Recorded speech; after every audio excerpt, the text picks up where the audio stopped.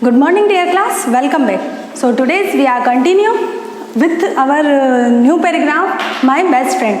तो 2 पैराग्राफ्स हमने फेस्टिवल वाले सीख लिए हैं, प्रैक्टिस कर लिए हैं. उससे पहले 2 पैराग्राफ्स हमने पिकनिक वाला और इस तरह से हमने 4 पैराग्राफ्स कंप्लीट कर लिए हैं. तो आज हम हमारा न्यू पैराग्राफ स्टार्ट करते हैं ना. तो जो पहले वाले हमने फर्स्ट 2 लिखे थे, जू वाला और पिकनिक वाला, तो वो पास्ट इंसिडेंट से रिलेटेड थे. उसके बाद 2 हमने जो लिखे वो प्रेजेंट वाले थे, जो हमने होली पर और दिवाली पर लिखे थे. ठीक है. तो अब जो हमारा आज हम लिखने जा रहे हैं वो हमारा बेस्ट फ्रेंड पे. तो अगर माई बेस्ट फ्रेंड वाला थोड़ा सा कुछ सेंटेंसेस चेंज करेंगे और उसमें से लगभग 80% जो हम लिखेंगे उनमें से जो लाइन्स होगी वो आप माई बेस्ट फ्रेंड वाले इस पैराग्राफ से आप माई बेस्ट टीचर वाला भी लिख सकते हैं और आप माई फादर वाला भी लिख सकते हैं. ठीक है.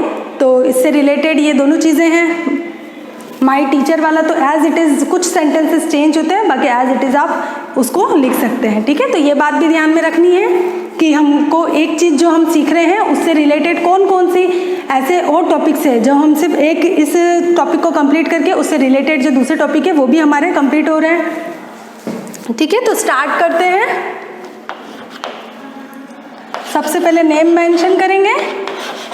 कुछ भी लिख सकते हैं आप. Mohan is my best friend. ठीक है. आप अपनी गर्ल है तो अपनी फ्रेंड का नेम लिख सकते हैं. बॉय है तो अपने किसी फ्रेंड का नेम लिख सकते हो. पर ये ध्यान में रखें कि गर्ल और बॉय अगर चेंज करते हो तो हर सेंटेंस में ही, शी, ये सब भी आपको चेंज करना पड़ेगा.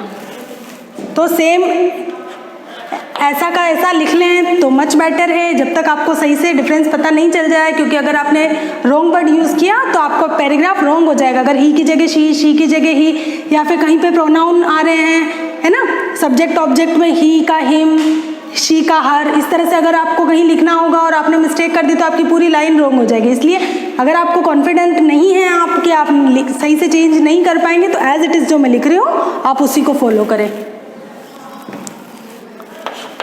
He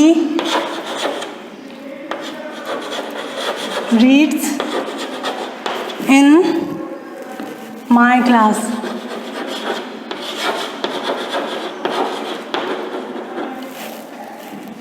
अगर टीचर का आप लिख रहे हैं तो इसकी जगह ही टीच इन माई क्लास, है ना, आप इससे भी लिख सकते हैं. और या माई बेस्ट फ्रेंड की जगह इस सेंटेंस को आप चेंज करके ऐसे लिख सकते हैं. नेम लिखकर इज माई बेस्ट टीचर, है ना, same as it is. He comes to school daily.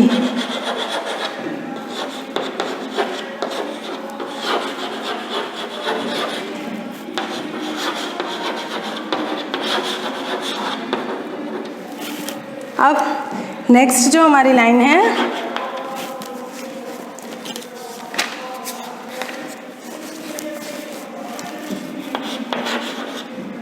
He loves me very much.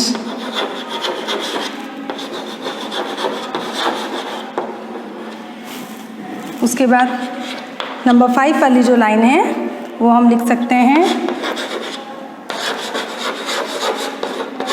He helps me and other students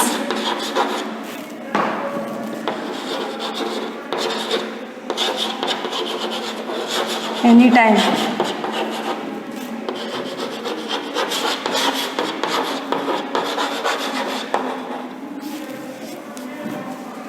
फिर नंबर 6 वाला जो सेंटेंस हम लिखेंगे वो है he works hard and get first position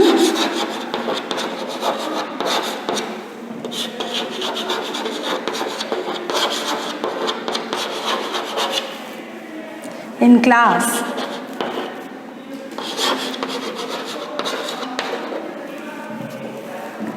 उसके बाद 7 नंबर का जो आपका सेंटेंस है वो है ही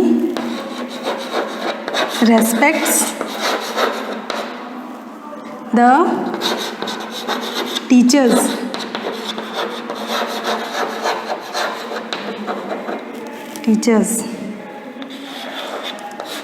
नेक्स्ट है ही इज द मॉनिटर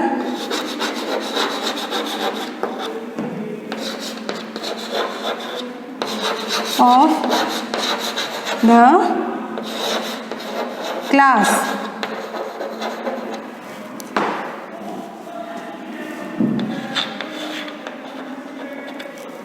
उसके बाद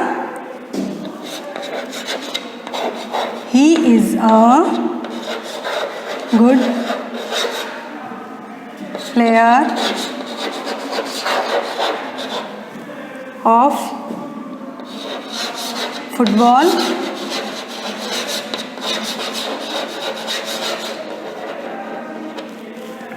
उसके बाद हम ऊपर कंटिन्यू करते हैं, आपको दिखाई नहीं देगा।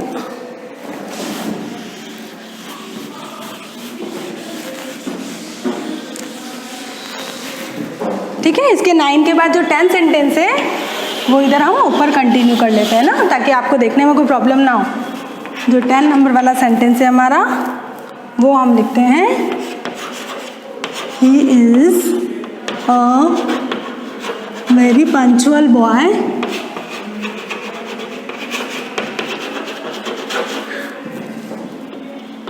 आई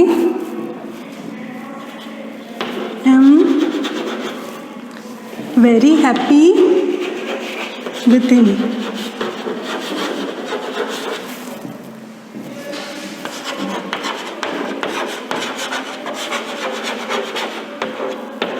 ठीक है, तो ये सिंपली हमने सबसे सिंपल जो पैराग्राफ था वो आज हमने सीखा है माय बेस्ट फ्रेंड पे, और माय बेस्ट टीचर पे भी आप इसके थ्रू लिख सकते हैं। देखो कैसे चेंज करके लिख सकते हैं। इधर आप बेस्ट टीचर का नेम लिखेंगे।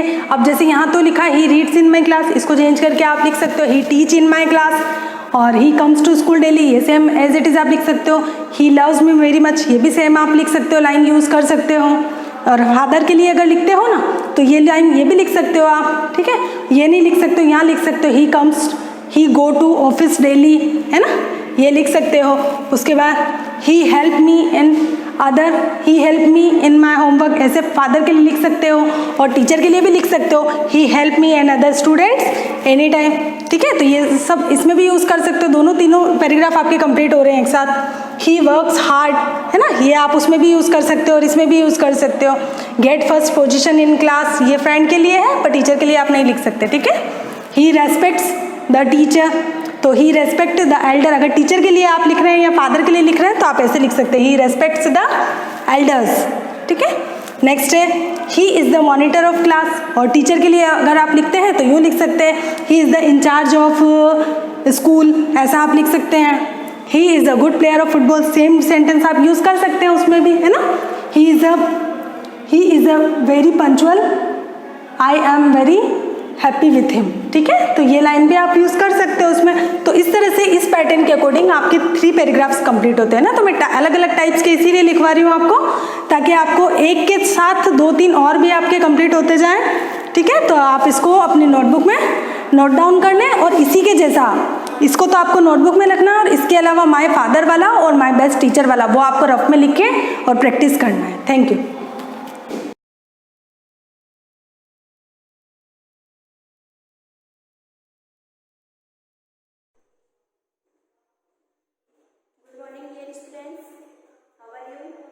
पिछली क्लास में हमने अव्यय पढ़ा था। उसमें पढ़ा था कि अव्यय के कितने भेद होते हैं, 4 भेद होते हैं। मुख्य रूप से 4 होते हैं, अन्य भेद 5वां निपात होता है।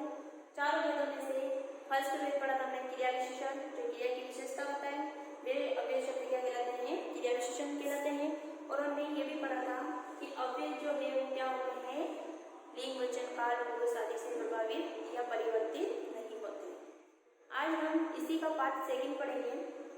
हमने पिछली क्लास में क्रिया विशेषण की 4 भेद है वो आपको अच्छी तरीके से समझ में आ गए होंगे। यानी जो क्रिया की विशेषता बताए कौन कौन सी, उसके समय की विशेषता बताए तो कालवाचक क्रिया विशेषण, उसके स्थान की विशेषता बताए क्रिया की तो स्थानवाचक क्रिया विशेषण अव्यय, फिर रीति की बताए तरीका बताए तो रीतिवाचक क्रिया विशेषण अव्यय। इस तरीके से हमने इसके 4 भेद पढ़े थे।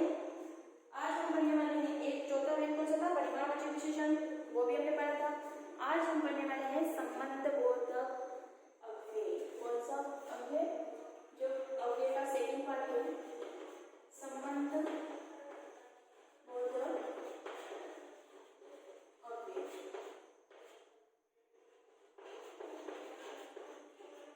और सबसे पहले हमें देखना होगा कि संबंधबोधक अव्यय कहते किसे हैं। तो संबंधबोधक अव्यय जो है उसमें क्या होता है कि जो अव्यय शब्द, कौन से? जो अव्यय शब्द संज्ञा या सर्वनाम का संबंध किसी अन्य से बताए, किसी अन्य से बताए उसे हम संबंधबोधक अव्यय कहते हैं। तो जो अव्यय शब्द, संबंध कौन बताएंगे? अव्यय शब्द। जो अव्यय शब्द संज्ञा या सर्वनाम का संबंध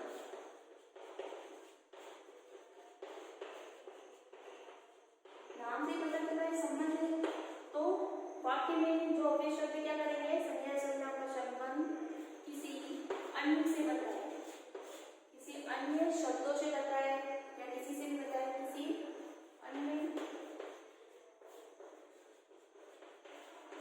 शब्दों से बताए उसे संबंधबोधक अव्यय कहते हैं। उसे संबंधबोधक अव्यय कहते हैं।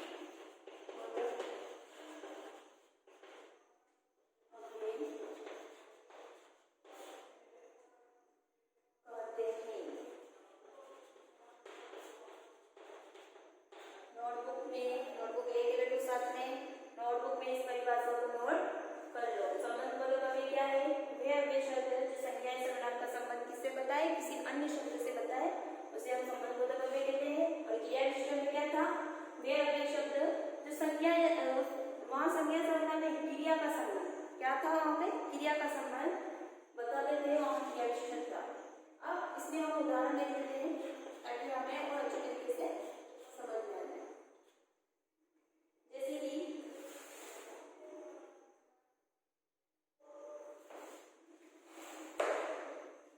विद्यालय के चारों ओर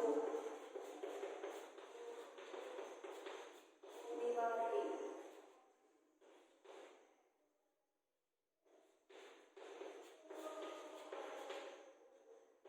अब यहाँ देखो, विद्यालय क्या है? संज्ञा। अब इसका संबंध क्या किससे बता रहे हैं? दीवार से। किससे बता रहे हैं? दीवार से। तो के चारों ओर, ये क्या है? अव्यय शब्द है। क्या है? अव्यय शब्द है। यही शब्द विद्यालय और दीवार को आपस में कनेक्ट कर रहे हैं, जोड़ रहे हैं, इसीलिए क्या है? संबंधबोधक अव्यय।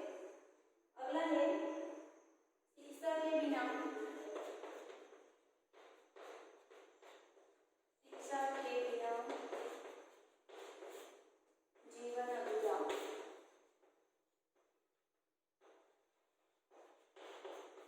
जीवन अधूरा है। अब यहाँ पर संज्ञा क्या है? शिक्षा। शिक्षा कौन सी संज्ञा है? जातिवाचक।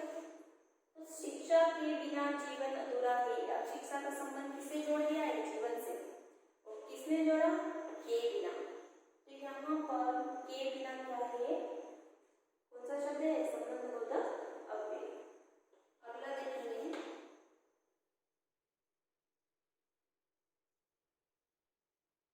बच्चों को पढ़ाने के बराबर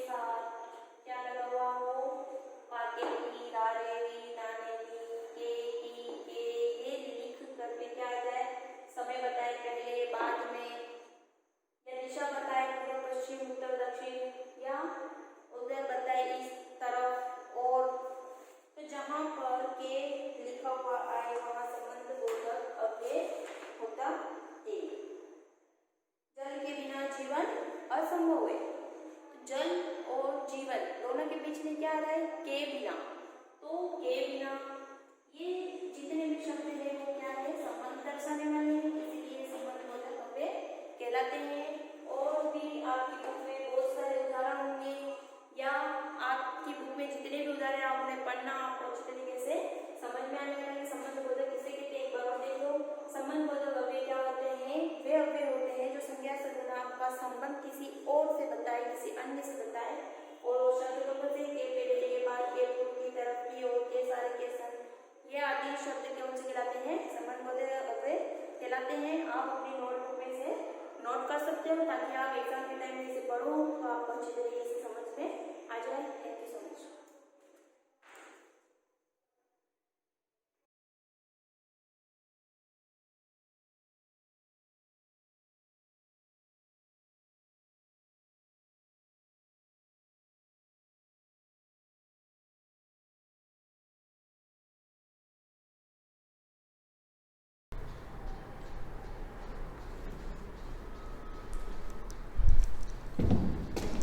hello student, good morning, welcome in class.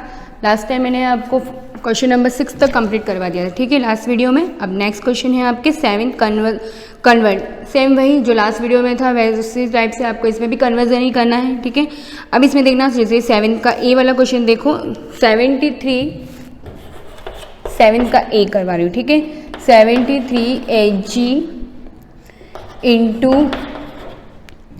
kg, ठीक है। अब इसमें आपको क्या करना है, जैसे Hg का मीन्स यहाँ पर भाई हेक्टोग्राम, और हेक्टोग्राम को आपको kg में कन्वर्ट करना है। तो इसमें आपको पहले ये ध्यान रखना है कि कौन सी ग्रेटर है कौन सी स्मॉलर। तो ये देख लो Hg और kg, तो यहाँ पर आपको Hg मतलब स्मॉलर टू आपको ग्रेटर में कन्वर्ट करना है। तो यहाँ पर हम क्या करेंगे, इसको डिवाइड करेंगे। अब डिवाइड किससे करना है ये चीज़ भी ध्यान है, नहीं तो मैंने आपको पहले ही कहा था, लास्ट वीडियो में मैंने आपको बताया था कि आप एक सीक्वेंस और पूरा ऑर्डर लिख दो एक बार कि कैसे सीक्वेंस से हम लिखेंगे। जैसे फर्स्ट हमारे क्या है, जैसे ग्राम चल रहा है तो हम पहले kg, देन Hg, देन डेगा, ठीक है, देन ग्राम, देन डेसीग्राम, देन सेंटीग्राम, और देन ये हो जाएगा आपके mg मीन्स मिलीग्राम, ठीक है। अब ये है, अब इसमें देख लो यूनिट, जैसे आपको Hg को kg में कन्वर्ट करना है, इसका मीन्स हमें लोअर टू अपर में करना है, ठीक है, हमें लोअर टू हायर में कन्वर्ट करना है। तो हम यहाँ पर क्या करेंगे, डिवाइड करेंगे। अब डिवाइड भी किससे करना है, 1 kg इक्वल्स टू, बताया था कि 1 kg इक्वल्स टू 10 Hg, मतलब नेक्स्ट 10, 100, 1000, 10,000 इस टाइप से आपके चलता रहेगा। तो यहाँ पर जैसे1 kg इक्वल्स टू कितना हो रहा है, 10 Hg, तो यहाँ पर डिवाइड करना रहा, तो यहाँ पर 73/10। अब डिवाइड करोगे तो टैप पॉइंट शिफ्ट कर दो तो 7.3 kg, ठीक है। इस टाइप से आपको इसको कन्वर्जन करना है। इसमें देख लो क्वेश्चन आपके, इसे डी वाला क्वेश्चन देखो, डी है 7365, इसको dg, ठीक है, dg को आपको कन्वर्ट करना है डेका में, ठीक है। अब डेका में कन्वर्ट करना है। अब डेका में कन्वर्ट करने के लिए फिर से देखो यहाँ पर यही, इसमें भी आपको क्या करना है, स्मॉलर टू ग्रेटर में कन्वर्ट करना है।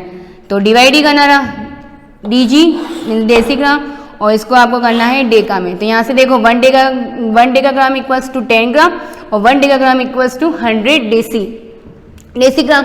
तो यहाँ पर इसका मीन्स आपको क्या करना है, डिवाइड करना है, किससे, 100 से। तो 100 से डिवाइड कर, डैप पॉइंट शिफ्ट कर दो तो 73.65, और यहाँ पर आ जाएगा आपके डेकाग्राम। जो यूनिट में आप कन्वर्जन कर रहे हो वो फाइनली यूनिट आपके यहाँ पर आएगी। क्लियर। बाकी जो भी रिमेनिंग क्वेश्चंस हैं वो आपको करने हैं। क्वेश्चन नंबर 8 देखो, कन्वर्ट 1.7, या अब जैसे अब इसमें क्या आ गया, डेका लीटर, मतलब लीटर की बात हो गई। यहाँ पर जैसे हम ग्राम की बात कर रहे थे, अब यहाँ पर क्या करना है, आपको सिर्फ यहाँ पर सिर्फ चेंज करना है, यहाँ पर लीटर करना है, ठीक है, सब में। तो देखो ये वाला क्वेश्चन,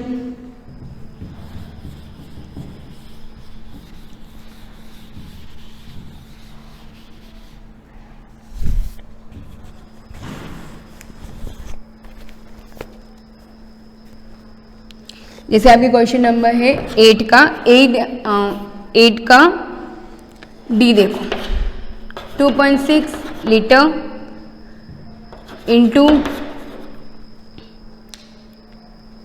इंटू सी है। अब इसको ध्यान से देखना, जैसे यहाँ पर दे रखा है कि 2.6 लीटर इंटू सी है। अब भाई देखो यहाँ पर मैंने आपको बताया था, जिस समय यहाँ पर केएल कर दो, यहाँ पर अब सब में क्या हो जाएगा,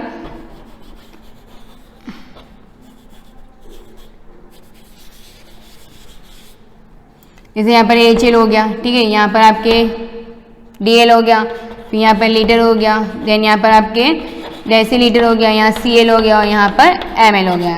मीन्स ml मीन्स क्या होता है, मिली लीटर। अब इसमें देखो लीटर को कन्वर्ट करना है CL में, या इसका मीन्स लीटर का उसको CL में कन्वर्ट करना है, तो ग्रेटर टू स्मॉलर में कन्वर्ट करना है, ग्रेटर टू स्मॉलर में, इसका मीन्स हमें यहाँ पर मल्टीप्लाई करना है, ठीक है, बिगर टू लोअर में करना है, तो यहाँ पर हमें मल्टीप्लाई करना है। अब मल्टीप्लाई किससे करना है, लीटर है तो 1 लीटर इक्वल्स टू 10 DL और फिर CL आ जाएगा, तो 100 से, तो 2.6 का हम क्या करेंगे, 100 से मल्टीप्लाई करेंगे, ठीक है, तो पॉइंट रिमूव किया, 0 कट, तो यहाँ पर आ गया 260 CL, क्या आ गया 260 CL।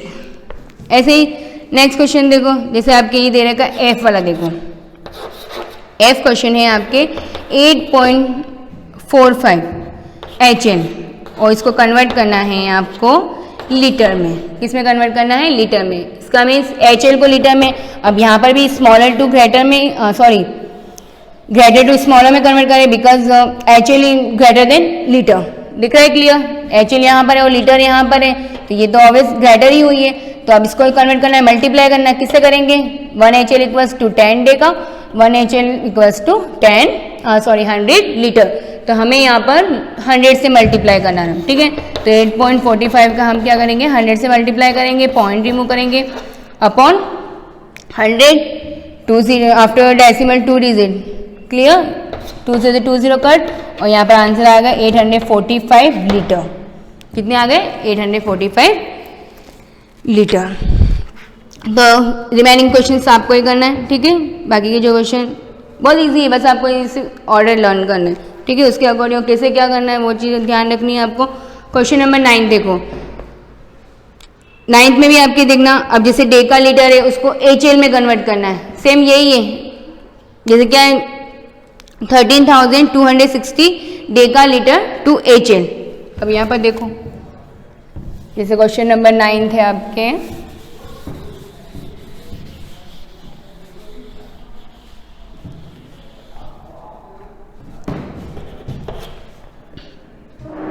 क्वेश्चन नंबर 9 में देखना, जैसे डी वाला देखो, ए वाला आप करना है, ठीक है, 2721।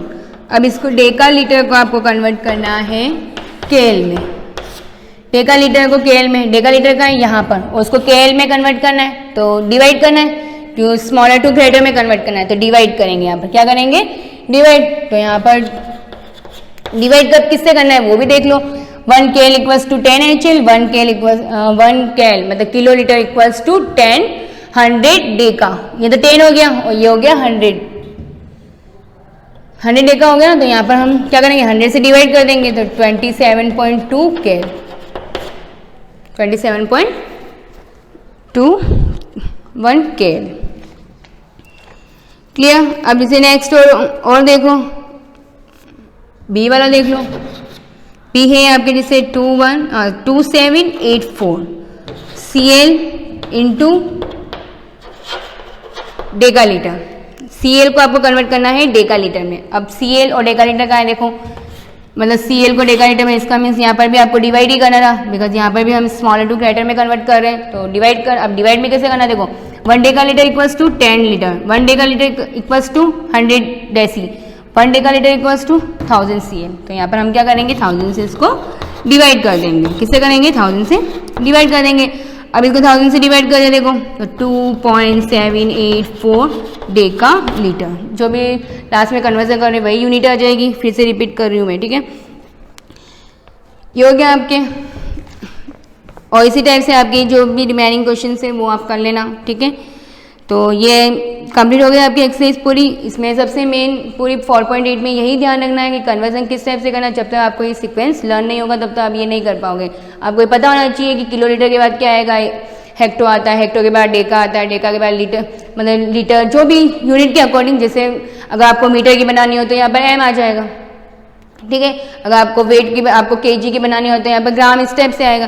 तो ये सब बस ऑर्डर वही रहेगा, फिर यहाँ पर नेम यूनिट चेंज हो जाएगी। और कन्वर्जन का भी वही रहेगा 10, 100, 1000, मतलब एक सीक्वेंस एक के बाद। क्लियर?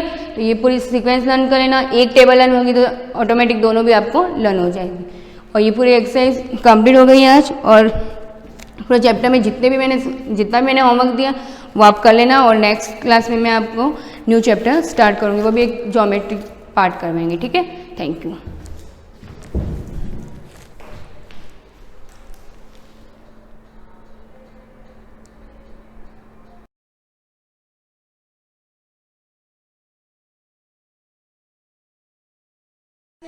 मल्टीप्लिकेशन इन प्लांट्स का ये हमारा एंड पार्ट है। इसके बाद ये चैप्टर एंड होने वाला है। डिस्पर्सल ऑफ सीड चीज पढ़ेंगे हम। यहाँ पे आर्टिफिशियल पॉलिनेशन को लास्ट क्लास में मैंने आपको समझा दिया था। यहाँ पे दे रखा है डिस्पर्सल ऑफ सीड। डिस्पर्शन क्या होता है? आपने प्रीवियस क्लासेस में कहीं ना कहीं लोअर क्लासेस में आपने सुना होगा डिस्पर्सल ऑफ सीड, यानी transfer of the seed from away from the there mother plant. Mother plant से उनके सीड का ट्रांसफर हो जाना। ट्रांसफर दैट मीन्स एक जगह से दूसरी जगह में one place to another place उनका ट्रांसफर हो जाना कहलाता है डिस्पर्सन। यहाँ पे जैसे हमने पढ़ा पहले पॉलिनेशन, उसके बारे में देखा है the hybrid seed are high yielding, disease resistant and of short duration. हमने जो पॉलिनेशन आर्टिफिशियल पॉलिनेशन के थ्रू या हाइब्रिडाइजेशन प्रोसेस के थ्रू जो हाइब्रिड सीड ऑब्टेन किए हैं या जो बनाए गए हैं, उन हाइब्रिड सीड को हम अगर उगाने बैठे तो उनसे हाई यील्डिंग होगी। हाई यील्डिंग यानी अच्छी मात्रा में उपज, यानी अच्छी मात्रा में हम फसल को प्रोड्यूस करवा सकते हैं। डिजीज रेजिस्टेंट यानी ये जो हमने न्यू सीड को क्रिएट करवाया है, उन सीड में डिजीज रेजिस्टेंट कैपेसिटी होती है, यानी उन प्लांट में जल्दी डिजीज नहीं लगती है। एंड और of short duration, short duration यानी कम टाइम में वो जल्दी ग्रो करके न्यू प्लांट को फॉर्मेशन करवा सकती है। तो ये इसका एक बेनिफिट हुआ। अब पढ़ते dispersal of seed. What would happen if all seeds of a plant were to fall directly below the mother plant? क्या होगा अगर सारे सीड्स जो है वो अपने मदर प्लांट के आसपास ही गिरते ही होंगे डेफिनेटली। एक मैंगो प्लांट है, उसके ऊपर बहुत सारे मैंगो फ्रूट लग रहे हैं, या कोई भी फ्रूट ले लो आप, किसी लेमन है, ठीक है, लेमन उसके ऊपर बहुत सारे लॉट ऑफ लेमन लग गए। अब लेमन लगने के बाद कोई लेमन वहीं पे टूट के वहीं पे गिर गया, ठीक है, उसके सारे सीड्स वहीं पर मदर प्लांट के नीचे गिर गए। अब पॉसिबल है कि उस बड़े से लेमन ट्री के नीचे छोटे छोटे बहुत सारे लेमन ट्री लगे? पॉसिबल है, छोटे छोटे लेमन ट्री तो लग जाएंगे, लेकिन वो ज़्यादा दिन तक सर्वाइव नहीं कर पाएंगे, वो बड़े नहीं हो पाएंगे। ऐसा क्यों होता है? क्योंकि जो बड़ा प्लांट होता है मदर प्लांट, वो उसकी रूट्स ज़्यादा डेवलप होती है, तो वो सॉइल से सारा पानी, न्यूट्रिएंट, वाटर सब कुछ वही खींच लेगा। तो छोटे जो उसके बेबी प्लांट है उनको ना तो सनलाइट मिल पाएगा, क्योंकि वो बड़ा प्लांट उसकी शेडो की वजह से वो प्लांट ग्रो नहीं करेगा, हेल्दी ग्रो नहीं करेगा, पहले तो उगेगा ही नहीं। अगर उग जाता है तो उसको थोड़े टाइम के बाद वो वापस क्या हो जाएगा, डीएक्टिव हो जाएगा या डेड हो जाएगा। तो अगर कोई सीड्स उसकी मदर प्लांट के आसपास ही गिर जाते हैं तो क्या होता है? ऐसा क्यों नहीं होता कि वो सारे ग्रो कर जाए?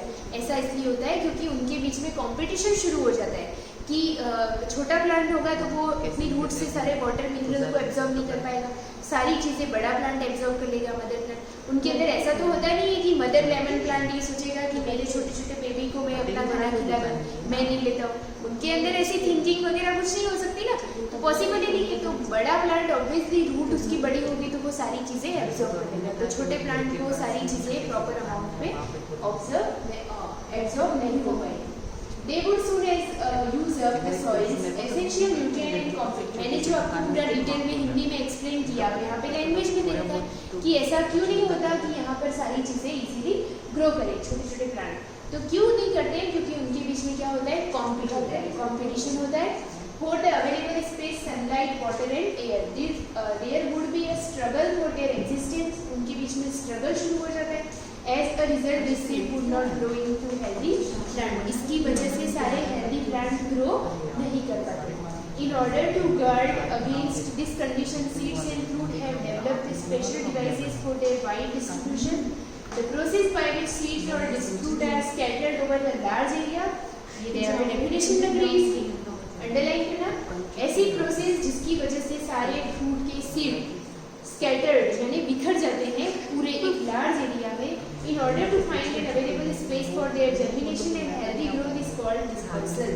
जब वो दूर दूर अपने मदर प्लांट से चले जाते हैं, उनको प्रॉपर स्पेस मिल जाता है, प्रॉपर न्यूट्रिएंट्स मिल जाते हैं फॉर जर्मिनेशन, और इस तरह से वो हेल्दी ग्रोथ कर लेते हैं, तो उसको बोलते हैं हम डिस्पर्सल। अब सीड के डिस्पर्सल के लिए फॉलोइंग एजेंट्स दे रहे थे, एजेंट या बेस दे रहे थे, मेथड्स दे रहे थे, जिनकी वजह से एक मदर प्लांट से सीड किस तरह से दूर दूर जा सकता है। तो सबसे पहले विंड, हवा के माध्यम से जा सकते हैं। Wind disperse seed and light and dry. सीधी सी बात है, वो ही सीड हवा से उड़ सकते हैं जो बहुत ज़्यादा क्या होते हैं, लाइट वेट के होते हैं, हल्के होते हैं, ठीक है, light and dry. They may one or more appendages in the form of thin flat membranous rings as in the drum stick, underline करना है यहाँ पे, and in maple। ये दो सीड है, ड्रम स्टिक एंड मेपल, ये दो ऐसे सीड है जो बहुत ज़्यादा लाइट वेट के होते हैं और बहुत ही ड्राई होते हैं। उनके चारों दोनों तरफ ऐसे कुछ स्ट्रक्चर बना होता है जिनसे हमें लगता है कि इनके दोनों तरफ विंग्स यानी पंख लगे हुए, जिनकी वजह से वो क्या होता है, डिस्पर्स हो सकता है, इजीली वो हवा में क्या कर सकता है, उड़ सकता है। ड्रम स्टिक और maple seed. Sunflower the fruit is hairy and open out in an umbrella like fashion that helps it to float in the air। यहाँ पे इनका शेप होता है drum stick, seed of maple और ये सारी चीजें, इनके ऊपर ऐसा कुछ स्ट्रक्चर होता है जिनकी वजह से ये इजीली हवा में उड़ सकते हैं। Seed of madar and cotton are also layering. ये जो सीड्स होते हैं इनके ऊपर भी लेयर्स होते हैं जिनकी वजह से वो इजीली हवा की वजह से, हवा एयर की वजह से वो ब्लो अप कर सकते हैं। डिस्पर्सल बाय वाटर, पानी की हेल्प से कौन, तो वो प्लांट जो पानी के पास उगते हैं जैसे कोकोनट, तो वो सीड कैसे ट्रांसफर होगी, हवा से तो होगी नहीं, वो पानी से हो जाएगी। यानी एक प्लांट से सीड दूसरे जगह पर कैसे ट्रांसफर हो सकता है, बाय वाटर। कौन कर सकता है ऐसा, seeds and fruit to be dispersed by water, usually floating devices in the form of spongy or fibrous outer coat। ऐसे फ्रूट जिनके ऊपर स्पॉन्जी या फाइबर्स होते हैं, फाइबर्स किसके ऊपर होते हैं, कोकोनट, आपने देखा होगा कोकोनट के ऊपर बहुत सारे फाइबर लगे होते हैं जिनको हम अलग करके अंदर से नारियल का वो कोकोनट पार्ट डालते हैं। तो इस तरह से जो होते हैं, आपने देखा होगा कोकोनट को कभी भी आप वाटर में डालते, वो कभी भी अंदर सबमर्ज यानी डूबता नहीं है, वो जो होता है वो फ्लोट करता है उसके फाइबर की वजह से, प्लस उसके अंदर हॉलो पार्ट होता है, खोखला होता है अंदर से, इसलिए वो पानी के ऊपर फ्लोट करता है। तो अगर सपोज यहाँ किनारे पे लगे हुए कोकोनट प्लांट से कोकोनट का सीड गिरा, वो इस तरह से फ्लोट करता हुआ कहीं और गया और वहाँ पर वो ग्रो कर जाता है। Develop floating devices, the fibrous cotton coconut is capable of floating long distance in sea, बड़े बड़े डिस्टेंस पे वो पहुँच जाता है by water without suffering any injury, और उसको कोई इंजरी भी नहीं होती, डैमेज भी नहीं होता, क्योंकि वाटर के ऊपर तैरता है, आराम से वो चला जाता है, ठीक है। लोटस कमल में भी ऐसे ही होता है, the spongy receptacle bearing the fruit on its stock float about in water and drifts according to the currents of water. Water के करंट यानी बहाव की वजह से ये सारे, जैसे कोकोनट फ्रूट हो गया, लोटस का हो गया, तो वो सारे फ्लोट करके भी एक जगह से दूसरी जगह चले जाते हैं। तो आपको क्या करना है, डिस्पर्सल बाय विंड हेडिंग डालनी है, उसमें लिखोगे आप मेपल स्टिक, मेपल सीड, और दूसरा लिखोगे ड्रम स्टिक। एग्जाम्पल, सेकेंड लिखोगे डिस्पर्सल बाय वाटर, इसमें लिखोगे कोकोनट और lotus Honey. Example bye animal, many seeds and fruits are dispersed through the agency of animal including human beings। Sometimes when you walk through a grassy hill, you may find seeds or fruit cleaning your clothes। Many fruits are provided with outgrowths like hook, bark, spine, bristle and stiff hair on their body। आपने देखा होगा जब कभी आप किसी garden में बैठते हो, तो गार्डन में बैठने के बाद आपके कपड़ों से कुछ सीड चिपक जाते हैं और फिर आपके साथ में आ जाते हैं। क्यों होता है, क्योंकि उनके ऊपर कुछ हुक्स और बार और स्पाइन्स काटे लगे होते हैं, जिनकी वजह से वो आपके कपड़ों से या किसी एनिमल की बॉडी से स्टिक हो जाते हैं, और चिपकने के बाद वो क्या करेंगे, अपनी बॉडी से चिपक गए, अब वो किसी और जगह पे जाएंगे और वहाँ पर ग्रो करेंगे। तो ये एक एनिमल का डिस्पर्शन का एजेंट हो गया, या ये हो गया जिनकी वजह से वो एक जगह से दूसरी जगह जा सकते हैं। बहुत सारे ऐसे सीड होते हैं जो आपने देखा होगा आपके कपड़ों पे चिपक जाते हैं। तो एनिमल्स की जो टैल होती है, जैसे गाय वगैरह की जो पूंछ होती है टैल, उनके बालों में फंस जाते हैं, फिर वो वहाँ पे जाके झटकते हैं तो वो वहाँ गिर जाते हैं। तो इस तरह से एक जगह से दूसरी जगह वो डिस्पर्स हो सकते हैं, ठीक है। ऐसे कौन से सीड है जो ऐसे करते हैं, तो आप यहाँ एग्जाम्पल नोट करिए। The fruit of xanthium is covered with numerous curved hook. Xanthium underline करना, इसके ऊपर कुछ हुक लगे होते हैं जिसकी वजह से वो चिपक जाता है। seeds of spear grass or cluster of minute stiff hair which attach easily to passing animal. तो एनिमल की बॉडी से अटैच हो जाता है उसकी हेयर के थ्रू और फिर वो डिस्पर्स हो जाता है। ठीक है, ये लास्ट अपना मेथड है dispersion by explosive mechanism. Explosive का मीनिंग क्या है? विस्फोट, यानी फूट जाना, बर्स्ट हो जाना, बर्स्ट ओपन का मीनिंग है explosive. Many fruit burst with a sudden jerk. कोई फ्रूट आपने देखा होगा बहुत ज़्यादा अगर वो पक जाता है, मैच्योर हो जाता है फुल्ली, तो उसकी सेल वॉल जो होती है, फ्रूट वॉल, ओवरी की वॉल, वो डैमेज हो जाता है, यानी कि वो बर्स्ट हो जाता है। जैसे टोमेटो बहुत इजीली बर्स्ट हो जाता है, आपने देखा होगा जब बहुत ज़्यादा पक जाता है तो वो फूट जाता है और उसके अंदर से सारे सीड क्या हो जाएंगे? फैल जाएंगे। This result into seed being scattered far away. एकदम से अगर वो इस फ्रूट फट जाता है, बर्स्ट ओपन हो जाता है, तो उसके सारे सीड स्कैटर्ड यानी बिखर जाते हैं और दूर दूर चले जाते हैं फ्रॉम देयर मदर प्लांट या पेरेंट प्लांट। अब लास्ट इसके एग्जाम्पल नोट कर देना। Common example of explosive fruits are balsam, pea and castor, इसके एग्जाम्पल हो गए। अब आपको यहाँ पे ये चैप्टर एंड होता है, ये क्विक चेकअप को यहीं पे फिलअप करना, टिक राइट से लेकर ट्रू फॉल्स तक बुक में फिलअप करना और उसके आगे के क्वेश्चन आपको ढूंढ के अपनी नोटबुक में सारे करने। Thank you.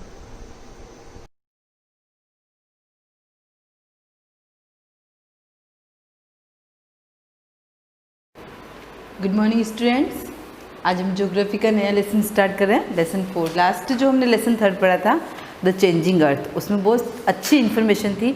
आपको वोल्केनोज कैसे इरप्ट होता है, फ्लटिंग क्या होती है, फोल्डिंग क्या होती है, अर्थक्वेक्स क्या होते हैं, उनके बारे में आपको इन्फॉर्मेशन मिली। कौन कौन से एक्टिव वोल्केनोज है, किस प्रकार से अर्थक्वेक आता है, किससे उसको चेक किया जाता है, उसके मुख्य बिंदु को क्या कहा जाता है, सबसे ज़्यादा अर्थक्वेक कहाँ पर आते हैं। हमने जापान की केस स्टडी पढ़ी थी, तो ये सारी चीज़ें हमने लास्ट लेसन में पढ़ी थी और आपको इंटरेस्ट भी आया होगा क्योंकि कुछ नया सीखने को मिला। ये चीज़ें हम सुनते ज़रूर है कि वोल्केनोज क्या होते हैं, अर्थक्वेक क्या होते हैं, लेकिन रियलिटी में किस प्रकार से वर्क करते हैं ये हमने लेसन में पढ़ा था। अब जो हम नया चैप्टर स्टार्ट करें, एटमॉस्फेयर। एटमॉस्फेयर के अंदर क्या क्या होता है, कौन कौन सी गैसेस होती है, किस प्रकार से इसकी रचना हुई है, यानी कि कह सकते हैं ना पूरा का पूरा एटमॉस्फेयर किससे बना हुआ है। तो इसके अंदर जो 5 लेयर्स हैं हम उसके बारे में पढ़ेंगे। तो हम स्टार्ट करते हैं। इस चैप्टर को क्या दे रखा है, इसका स्ट्रक्चर कैसा है, कंपोजिशन कैसा है, किस प्रकार से वर्क करता है, इसको हम इस लेसन में पढ़ेंगे। The atmosphere is a thick gases envelope which surround the earth from all side and it attached of the earth surface by gravitational force. सबसे फर्स्ट एक वर्ड आता है ग्रेविटेशनल फोर्स। क्या होता है ग्रेविटेशनल फोर्स? आप लोगों ने सुना होगा, साइंस का वर्ड है ये, साइंस में भी आता है। गुरुत्वाकर्षण शक्ति जिसको हम कहते हैं, किसी को अपनी तरफ खींचने की जो शक्ति होती है उसको हम ग्रेविटेशनल फोर्स कह सकते हैं। क्या होता है कि आप लोगों ने एक न्यूटन के सिद्धांत के बारे में सुना होगा कि न्यूटन ने एक सिद्धांत दिया था, जब उसने एक एप्पल को ऊपर की तरफ फेंका तो वो वापस कहाँ पर आई, नीचे की तरफ है, ऊपर नहीं रही, क्योंकि ऊपर वो ग्रेविटेशनल फोर्स नहीं था। जो ग्रेविटेशनल फोर्स कहाँ पर था, अपने अर्थ पर था। तो सिंपल सी बात है, जैसे आप बॉल फेंकते हो तो बॉल को जब ऊपर की तरफ फेंकते हो क्या ऊपर ही रह जाती है क्या बॉल, वापस नीचे आती है कि नहीं आती? आती ही नीचे। किसके रीज़न से आती है? ग्रेविटेशनल फोर्स की वजह से। तो अब यहाँ पर ये समझा रखा है the atmosphere is thick gases envelope. Envelope का मीन्स क्या होता है? लिफाफा, यानी कि कह सकते हैं upon the atmosphere is a thick gases envelope which surround the earth. अपनी अर्थ के चारों ओर, ऑल साइड दे रखा है, ऑल साइड में क्या जाए 4 डायरेक्शन, यानी कि चारों ओर क्या है, एक ऐसा गैसेस का, जो सारी गैसेस है, नाइट्रोजन, ऑक्सीजन, आर्गन, उसके अलावा बहुत सारे हीलियम, लिथियम, जो भी सारी गैसेस है उनका क्या दे रखा है, एक बहुत बड़ा चारों तरफ से घेरा बना रखा है अर्थ प्लेनेट के चारों ओर। इस प्रकार से अर्थ की सरफेस पर इस प्रकार से गैसों का क्या बना रखा है, पूरा एटमॉस्फेयर है, पूरा वातावरण बना हुआ है, जो किसकी ये जो दे रखा है अर्थ सरफेस बाय ग्रेविटेशन। और हमारी अर्थ सरफेस, हमारी पृथ्वी से क्या करती है, ग्रेविटेशनल फोर्स, जो मैंने हमारे इसके अंदर क्या होता है, खींचने की शक्ति होती है, ग्रेविटेशनल फोर्स गुरुत्वाकर्षण की शक्ति होती है, कि किसी भी चीज़ को अपनी तरफ आकर्षित करने की शक्ति। The atmosphere is a very significant component for the biosphere ecosystem as life on the earth is only possible due it. क्या दे रखा है, ये चीज़ हमको पहले से पता है और आप लोग को भी इसके बारे में नॉलेज है। हमने 6th क्लास में अर्थ प्लेनेट के बारे में पढ़ा था, जिसमें हमने ये पढ़ा था कि ओनली फॉर अर्थ प्लेनेट ही एक ऐसा प्लेनेट है जहाँ पर कहा जाता है कि ह्यूमंस की लाइफ रह सकती है, यानी कि पॉसिबल है, क्योंकि वहाँ पर सभी प्रकार की जो फैसिलिटीज़ एक ह्यूमन को चाहिए होती है वो अर्थ प्लेनेट पर अपने को मिल जाती है, चाहे वो पानी हो, हवा हो, उसके अलावा जो भी हमको जीवित रहने के लिए आवश्यक चीज़ें चाहिए वो सभी हमको कहाँ पर मिलेगी, अर्थ प्लेनेट पर मिल जाएगी। तो यहाँ पर यही दे रखा है, the atmosphere is a very significant component. Component का मतलब जो भी तत्व होते हैं, अवयव होते हैं, फॉर द बायोस्फेरिक इकोसिस्टम। बायोस्फेरिक का मतलब वही जैव विविधता है, इकोसिस्टम हमारा पारिस्थितिकी तंत्र। हमने पिछले चैप्टर में पढ़ा था क्या होता है बायोस्फीयर, और मैंने आपको समझाया था इकोसिस्टम के अंदर जैव विविधताएं जो होती हैं। As life on the earth is only possible due to it. सभी की, चाहे पेड़ पौधे हो, जीव जंतु, कोई वनस्पति हो, उन सभी, और हम लोग ह्यूमन बींग्स, सभी लोगों की जो लाइफ पॉसिबल है वो कहाँ पर है, अर्थ प्लेनेट के ऊपर पॉसिबल है। It provides necessary gases from the substance of life and also filter the incoming solar radiant, thus preventing the ultraviolet solar waves from reaching the earth surface and also protect the earth from becoming too hot। देखो क्या दे रखा है, बहुत important point दे रखा है, इसको ध्यान से समझना। It provide, ये हमको उपलब्ध करवाता है, necessary आवश्यक gases for the sustenance of life, हमको जीवन जीने के लिए जिन जिन इम्पोर्टेंट गैसों की आवश्यकता होती है उसको ये प्रोवाइड करवाता है। एंड ऑल्सो फिल्टर, फिल्टर का मतलब क्या होता है, साफ़ करना। आपके घर पर फिल्टर लगा होगा, पानी का आरओ फिल्टर जिसको अपन बोलते हैं, आरओ वाटर फिल्टर, ठीक है। तो वो क्या करता है, पानी को साफ़ करके देता है। तो यहाँ पर भी यहाँ क्या हो रहा है, गैसेस जो आती है वो 100% साफ़ नहीं होती है, उसमें बहुत सारे ऐसे कह सकते हैं ऐसी पराबैंगनी किरणें होती है या ऐसे तत्व होते हैं जो हमारी बॉडी के लिए अच्छे नहीं होते हैं, जो हमारे लिए हानिकारक होते हैं, तो उनको क्या करती है, फिल्टर करते हैं और हमारे पास अच्छी, जो हमारे यूज़ के लिए, हमारी हेल्थ के लिए अच्छे होते हैं, इस प्रकार से साफ़ करके वो हमारे पास में आती दे रखा है। And also filter the incoming solar radiation, उसके अलावा क्या दे रखा है, सोलर रेडिएशन, दस प्रिवेंटिंग द अल्ट्रावायलेट, अल्ट्रावायलेट यानी कि पराबैंगनी जो किरणें होती हैं, solar waves from reaching the earth surface and also protect the earth from becoming too hot. तो ये सब जो रोकने का काम करता है वो कौन करता है, सन करता है। आप लोगों ने सुना होगा कि हमारे यहाँ पर जो ओजोन लेयर है उसमें क्या हो रहा है, छेद हो रहा है। तो वो जो छेद हो रहा है, छेद होने का मतलब यूँ नहीं है कि उसकी जो साइज़ होती है उसमें क्या हो रहा है, थोड़ा थोड़ा कमी हो रही है। तो उसके एक रीज़न ये भी होता है कि जो सूर्य से किरणें आती है, अल्ट्रावायलेट जो किरणें आती है, उसमें से वो क्या करता है, फिल्टर करने का काम करता है ओजोन लेयर। उसके अलावा आप लोगों ने ये भी सुना होगा कि इसके बहुत सारे रीज़न है, जैसे बहुत ज़्यादा पोल्यूशन होता है। उसके अलावा हमारे घर पर फ्रिज, एसी जो भी चलती है उनमें गैसेस भरी जाती है। कभी आपने नोट किया हो, आपकी एसी काम करना बंद कर देती है, फ्रिज काम करना बंद कर देती है, तो जब भी आप मैकेनिक को बुलाते हो तो वो कहता है इसमें गैस ख़त्म हो गई, तो उसमें गैस भरवा दी। अब वो गैस जो भरी जा रही है वो किसी न किसी माध्यम से फिर से बाहर निकलती, तभी तो ख़त्म हो रही, बाहर निकलेगी तभी तो वो ख़त्म हो रही है। तो वो जो किरणें होती है, वो जो गैसेस निकलती है, वो क्या करती है, ऊपर पहुँचती है, वो ज़मीन के अंदर नहीं जाती, वो ऊपर पहुँचती है और उसको कह सकते हैं कि वो हम तक नहीं आए, या वो बहुत ज़्यादा गर्मी हमारे ऊपर नहीं आए, इसलिए उसको कौन रोकता है, सन उसको प्रिवेंट करता है, और इतनी गर्मी हमारे पास नहीं हो तो उसको रोकने का काम करता है। और ओजोन लेयर में जो छेद हो रहा है वो इन गैसों की वजह से हो रहा है, जो एसी के अंदर, फ्रिज के अंदर जो भरी जाती है। उसके अलावा आपने देखा होगा बड़ी बड़ी जो कंपनी, इंडस्ट्रीज़ होते हैं, उसमें से धुआं जो निकलता है उसकी वजह से भी बहुत ज़्यादा प्रॉब्लम, हमारा जो पोल्यूशन होता है उनकी वजह से होता है। और ये जो गैसेस अच्छी फिल्टर होके आ रही है, इनमें वापस क्या हो जाती है, ऐसे कण आ जाते हैं, ऐसे तत्व आ जाते हैं, ऐसे कंपोनेंट मिल जाते हैं जिससे कि ये हमारी हेल्थ के लिए क्या हो जाते हैं, हानिकारक हो जाते हैं। It moderate the temperature of the earth surface, उसके अलावा क्या करता है एटमॉस्फेयर, मॉडरेट, मॉडरेट का मतलब होता है न ही तो गर्म कह सकते हैं अपने को, न ही ठंडा, यानी कि नमी युक्त जो वातावरण होता है वो भी बनाने का काम करता है पृथ्वी की सतह पर। The atmosphere extend from the surface of the earth to a height of approximately 1600 kilometre where it merge into space. देखो अब कितना दे रखा है, एटमॉस्फेयर एक्सटेंड, स्थापित है या विस्तार है उसका, कहाँ से, सरफेस, अर्थ के सरफेस से हम उसको मानते हैं। हम पढ़ेंगे 5 कौन कौन से एटमॉस्फेयर के पार्ट दे रखे हैं, उसमें कौन सा पार्ट कहाँ पर आता है। एक्सटेंड द सरफेस, कहाँ से, पृथ्वी की सरफेस से लगाकर, और टू हाइट ऑफ अप्रोक्सीमेटली का मतलब होता है लगभग कितने किलोमीटर, 1600 किलोमीटर ऊपर तक, 1600 किलोमीटर ऊपर तक इतने पार्ट अपने को दे रखे। उसमें अपन अलग अलग जगह पढ़ेंगे कि बादल कहाँ पर बनते हैं, क्लाउड्स किस लेयर के अंदर बनते हैं, एटमॉस्फेयर के किस पार्ट में, आपके जो एरोप्लेन्स हेलीकॉप्टर जो उड़ते हैं वो किसके अंदर उड़ते हैं, जो भी अपने बर्ड्स और ये फ्लाई करती है वो किसके अंदर उड़ती है। तो ये सारी चीज़ें हम अलग अलग पार्ट के अंदर पढ़ेंगे। तो वो किसके अंदर आएगा, ये 1600 किलोमीटर का जो पार्ट दे रखा है इसको वापस क्या कर रखा है इन्होंने, 5 पार्ट्स में डिवाइड कर रखा, उसके अंदर हम पढ़ेंगे। नेक्स्ट दे रखा है आपको कंपोजिशन ऑफ एटमॉस्फेयर, इसको हम कल पढ़ेंगे, लेकिन हम पहले देख लेते हैं कि क्या है इसके अंदर। अब देखो ये दे रखा है कंपोजिशन ऑफ एटमॉस्फेयर, जो हमारा एटमॉस्फेयर बना हुआ है उसकी रचना कैसे हुई है, किस प्रकार से बना हुआ है। तो सबसे ज़्यादा जो आपको गैसेस दे रखी है वो दे रखी है नाइट्रोजन, कितनी दे रखी है 78%।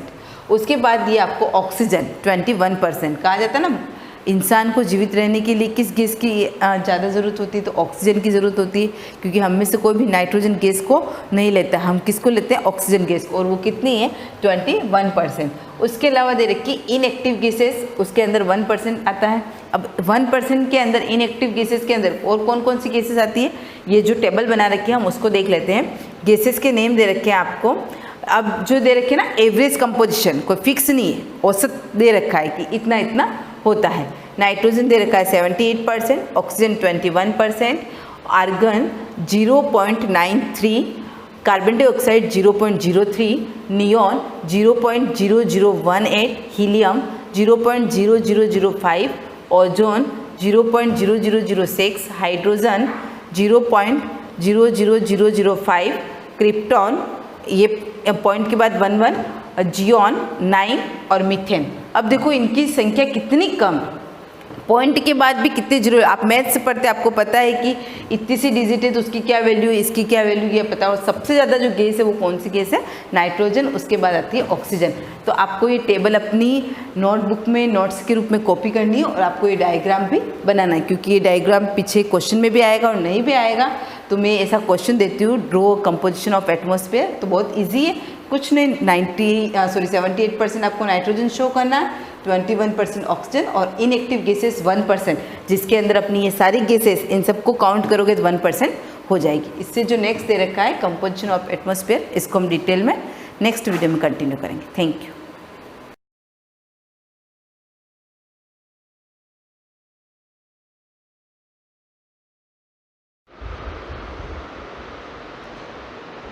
Good morning students. कल हमने मृदा के प्रकार के बारे में पढ़ा था। मृदा 3 प्रकार की, बलुई मृदा, भ्रमई मृदा और दुमटी मृदा। आज देखेंगे मृदा के गुण। मृदा के भी अलग अलग गुण होते हैं। इनमें से देखिए आप, मृदा में जल अंतस्त्रवण दर, यानी कि मृदा कितना जल को अवशोषित करती है, कितना सोखती है। तो बूजो और पहेली ने 50 सेंटीमीटर बाई 50 सेंटीमीटर अमाप के 2 वर्ग अंकित किए, जिसमें एक उनके घर के फर्श पर और दूसरा कच्ची सड़क पर बना था। यानी कि उन्होंने 2 वर्ग जमीन ले ली, एक घर के बाहर का, ठीक है, घर के जो फर्श, घर का जो बाहर का फर्श होता है वह, और दूसरा कच्ची सड़क पर बना था। दोनों को उन्होंने ज़मीन देख ली, ठीक है ना, 50 बाई 50। उन्होंने दोनों समान माप की बोतलों को पानी से भर दिया और उन्होंने एक ही समय पर दोनों वर्ग स्थानों पर एक एक बोतल पानी डाल दिया। उन्होंने देखा कि फर्श पर गिरा पानी वर्ग की सीमा के बाहर बह गया। देखो जमीन ले ली 50 बाई 50, ठीक है। अब 2 बोतल एक ही साइज़ की पानी से भर दी। उन्होंने एक बोतल घर के बाहर जो फर्श है वहाँ डाली और एक कच्ची सड़क पर जो थी ना वहाँ पर बोतल डाल दी। तो उन्होंने क्या देखा कि फर्श पर गिरा पानी वर्ग की सीमा के बाहर बह जाता है, ठीक है ना, और अवशोषित नहीं हो पाता, जबकि कच्ची सड़क पर डाला गया पानी अवशोषित। उन्होंने क्या देखा, जो घर के बाहर की जो फर्श है वहाँ पर जो पानी डाला उन्होंने ज़मीन पर, तो वो पानी क्या हो गया, फैल गया। और कच्ची सड़क पर जो पानी था, पानी डाला बोतल, वह पानी अवशोषित हो गया। तो इस प्रकार हम उनके अलग अलग गुण देख सकते हैं। जैसे देखिए आपने कि इस एक क्रियाकलाप को करते हैं, इस क्रियाकलाप के लिए कक्षा के सभी छात्र 3 समूह दल बना लेंगे, यानी कि कक्षा के जितने भी छात्र हैं उनके 3 दल बना दो, A, B एंड C। आपको यह मालूम करना है कि किसी दिए गए स्थान पर पानी कितनी तेजी से मृदा से नीचे की चला जाता है। आपको क्या देखना है कि अगर हम पानी डालेंगे तो कितनी तेजी से पानी नीचे की ओर जाता है मृदा के अंदर। आपको यह मालूम करना है कि किसी दिए गए स्थान पर पानी कितनी तेजी से मृदा के नीचे चला जाए। आपको यह एक खोखला बेलन अथवा पाइप की आवश्यकता होगी। यह सुनिश्चित कर लें कि प्रत्येक दल समान व्यास के पाइप का उपयोग करे। ऐसे पाइप प्राप्त करने के लिए दिए गए कुछ विचार आप कर सकते हैं। देखो, हमको एक पाइप लेना है, ठीक है ना, और पाइप को किस प्रकार डालना है। जिस स्थान से आप मृदा एकत्रित कर रहे हैं वहाँ पाइप लगभग 2 सेंटीमीटर गहराई तक धंसा लेवे। जैसे देखो, यहाँ पर ये मिट्टी है, इस मिट्टी के अंदर 2 सेंटीमीटर अंदर इस पाइप को आप डाल देवे। डाल दिया, ठीक है, वहाँ पर लगभग 2 सेंटीमीटर गहराई तक यह धंसा लेवे। पाइप में धीमे धीमे 200 ml जल डालिए। कितना ml जल डालना है? 200 ml। आप पहले नाप लीजिए कि 200 ml जल, फिर उसको उस पाइप में से धीरे धीरे आप डालते रहो। 200 ml जल को मापने के लिए आप किसी 200 ml खाली बोतल को भी आप यूज़ कर सकते हो, उपयोग कर सकते हो।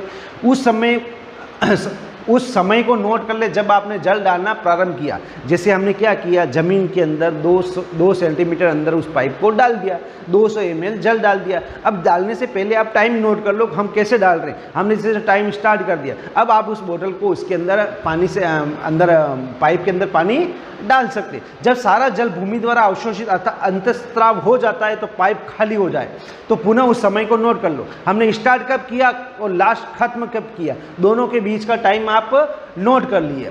यह ध्यान रखिए कि पाइप डालते समय पानी न तो छलके न ही पाइप के बाहर गिरे। 200 ml जल के मृदा अंतस्त्राव होने में लगभग समय के आधार पर अंतस्त्रवण दर घटना भी निम्नलिखित सूत्र द्वारा हम कर सकते हैं। देखिए, कोई मिट्टी या मृदा पानी को कितना अवशोषित करती है और कितने समय में अवशोषित कर सकती है, हम उसकी गणना के आधार पर पता लगा सकते हैं। हम एक ज़मीन लेंगे, ज़मीन के अंदर एक पाइप 2 सेंटीमीटर अंदर डाल देंगे, 200 ml जल लेंगे, उस पाइप के अंदर हम धीरे धीरे जल को डालेंगे, पानी बाहर छलके नहीं। जब हम डालते हैं तब से हम टाइम नोट कर लेते हैं। जब 200 ml जल खत्म हो जाता है तब हम वापस टाइम देखते हैं किस टाइम के अंदर इस मृदा ने पानी को अवशोषित कर लिया। तो हमारे पास एक सूत्र स्ट्रक्चर भी है, उसको द्वारा हम उसकी गणना ज्ञात कर सकते हैं। देखो, अंतस्त्रवण दर, जल की मात्रा, अंतस्त्रवण अवधि यानी कि कितने समय, यानी कि मात्रा और समय दोनों को देखिए। उदाहरण के लिए मान लीजिए किसी नमूने में 200 ml जल अंतस्त्रवण में 20 मिनट लगते हैं तो हम उसकी गणना कर सकते हैं। 200 ml जल की मात्रा थी, 20 मिनट लगे उसको, और दोनों को इस प्रकार हम सूत्र द्वारा ज्ञात करेंगे तो 10 ml प्रति मिनट। तो इस प्रकार हमें उसकी जो अवशोष अंतस्त्रवण दर है वह हमें ज्ञात हो जाएगी। अब देखो, मृदा में नमी भी होती है, ठीक है ना। अब नमी के लिए हम क्या करते हैं, जैसे क्या आप कभी ग्रीष्म काल में किसी गर्म दिन के दोपहर में किसी खेत या खुले मैदान से होकर गुजरे तो आपने देखा होगा कि ज़मीन के ऊपर वाली वायु कपंदित हो रही है, अर्थात ऐसा दिखता है जैसे गर्म वायु जैसे ही ऊपर उठती है वैसे आग के अलावा उठती है। यानी कि हम कभी देखते हैं कि गर्मी के दिनों में जैसे कोई आग लग जाती है, उसके ऊपर जो तपन होती है, खेतों में देखते हैं तो ऊपर लपटे गर्म हवा ऊपर जाती है, तो इस प्रकार की क्रिया देखते हैं। तो यानी कि हम कह सकते हैं कि उस मृदा के अंदर नमी है। अब उस नमी को ज्ञात करने के लिए हमें एक प्रयोग करना पड़ेगा। एक क्वथन नली लीजिए, उसमें 2 चम्मच मिट्टी मिलाइए। ये हमने क्वथन नली ले ली, ये नली जो दिख रही है आपको परख नली, ये क्वथन नली है, ठीक है। इसके अंदर हमने 2 चम्मच मिट्टी डाली है, मृदा का नमूना, यानी कि 2 चम्मच हमने क्या डाला है, मिट्टी। इसे कुछ समय तक किसी लो पर गर्म कीजिए। हमने इस लो पर गर्म कर दिया। एक क्वथन नली लिया, उसके अंदर 2 चम्मच मृदा ली और उसको गर्म किया। क्वथन नली का परीक्षण करते हैं हम। गर्म करने पर क्या होता है, देखिए, गर्म करने पर मृदा में से जल वाष्पित होकर ऊपर उड़ता है। क्वथन नली के ऊपरी भाग को अपेक्षाकृत ठंडी भीतरी दीवार पर संघनित हो जाता है। देखो, हमने गर्म किया, गर्म करेंगे तो उसके अंदर जो जल होगा जो वाष्प के रूप में ऊपर की ओर आएगा और ये जो ठंडी सतह इसको मिलेगी तो वहाँ पर हमको पानी की नन्ही नन्ही बूंदें मिल जाएगी, जल की बूंदें। तो इस प्रकार हम कह सकते हैं कि मृदा में भी जल होता है, नमी होती है, ठीक है ना। तो गर्म दिनों में मृदा से जल के वाष्पन के कारण ऊपर उड़ती जल वाष्प वायु के अपेक्षाकृत संघनन बना देती है, ठीक है ना। इसे सूर्य के प्रकाश में परावर्तन के कारण मृदा के ऊपर की वायु हमें कपंदित प्रतीत होती है। मृदा को गर्म करने के बाद इसे क्वथन नली से बाहर निकालने और उसकी तुलना उस मृदा से करें जिसमें गर्म नहीं किया गया, दोनों के बीच में अंतर नोट करें। यानी कि इस प्रकार हम मृदा के अंदर कितनी नमी है उसको भी हम ज्ञात कर सकते हैं। तो आज हमने ये दोनों प्रयोग जो देखे हैं, मृदा में अंतःस्रवण है ना, जल अंतःस्रवण दर और मृदा में नमी, तो यह दोनों आप एक बार ये प्रयोग याद कर लेवे, अपनी कॉपी के अंदर भी नोट कर लेवे।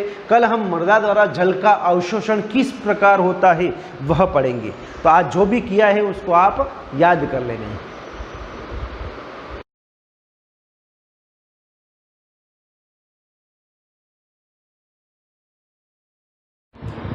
Good morning class. जैसा कि अपन पढ़ रहे हैं सरल समीकरण, जिसके अंदर अपनी प्रश्नावली 4.1 स्टार्ट की थी, जिसके अंदर अपना सवाल नंबर 4 हो चुका है। आगे उसी तरीके में अपन आगे बढ़ते हैं। सवाल नंबर 5 देखिए। सवाल नंबर 5 क्या कहता है, ध्यान से समझना, फिर अपन हल करते हैं। 5वां सवाल क्या कह रहा है, निम्नलिखित समीकरणों को सामान्य कथनों के रूप में लिखिए। आपको समीकरणों को सामान्य कथनों के रूप में लिखना है। p + 4 = 15 आपको अपने कथन में लिखना पड़ेगा, ठीक है। जैसे पहला अपना चौथा सवाल तक कथनों में लिखा था, अपन ने क्या समीकरण बनाए, समीकरण में लिखा था। अब क्या लिखा, समीकरण बनेंगे, आपको क्या करना है, कथनों में लिखना। देखो इधर p + 4 = 15, यानी p में 4 जोड़ने पर, p में 4 जोड़ने पर क्या मिल रहा है, 15 प्राप्त होते हैं। p में 4 जोड़ने पर 15 प्राप्त,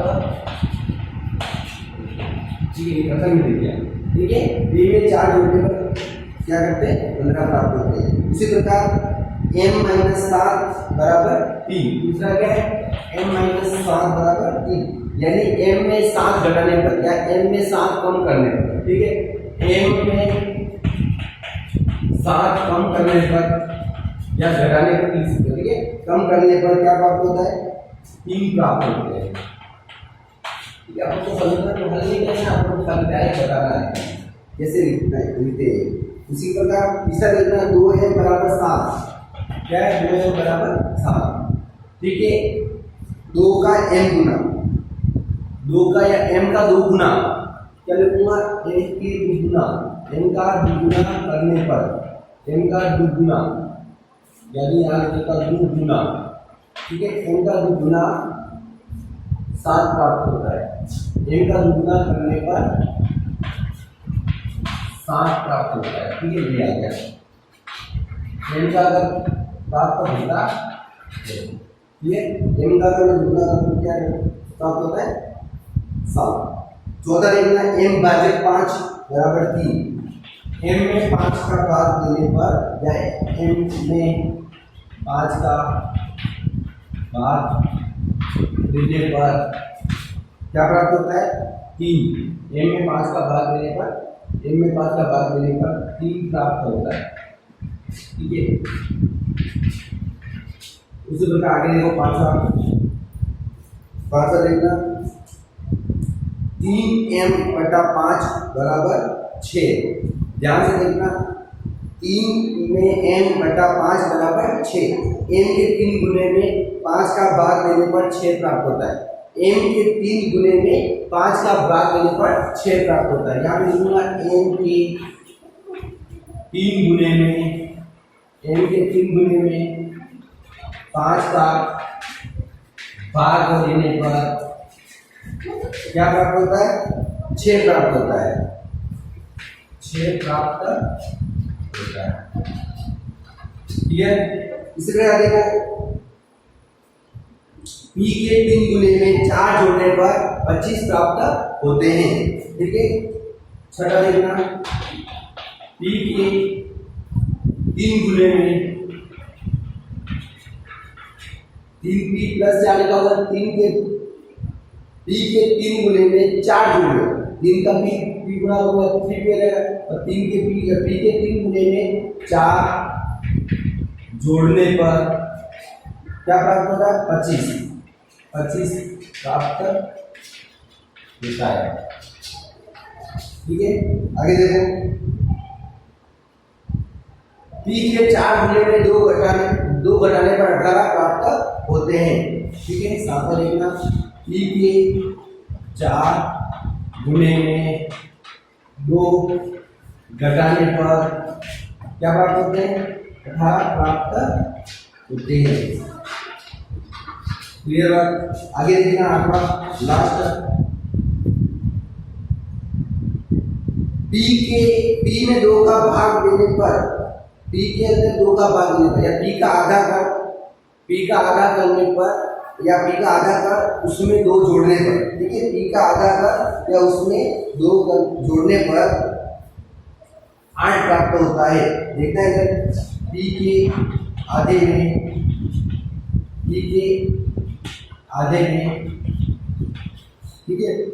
में 2 जोड़ने पर। ठीक है, 2 जोड़ने पर क्या प्राप्त होगा 8 प्राप्त होता है। 8 प्राप्त होता है। क्लियर, ध्यान से देखना P के आधे में 2 जोड़ने पर अपन को 8 प्राप्त होगा। यो क्या सवाल नंबर 5। आगे देखिए सवाल नंबर 6। सवाल नंबर 6 क्या कह रहा है, निम्नलिखित स्थितियों में समीकरण बनाइए। आपको समीकरण बनानी है।